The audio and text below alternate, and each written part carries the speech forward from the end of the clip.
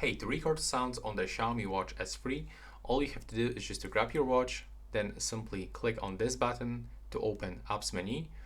And from all of these functions, let me just input code. There we go. So from all of these functions, you have to actually find the sound recorder. So you have to just click on it.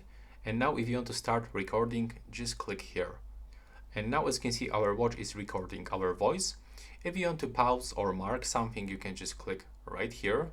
So as you can see, we added tag into the 6 second.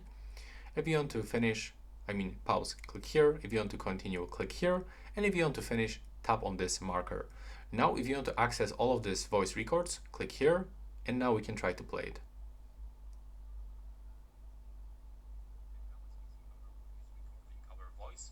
If you want to pause or mark something, you can just click. So as you can hear, that's how it works right now. Please subscribe to my channel and see you in the next one.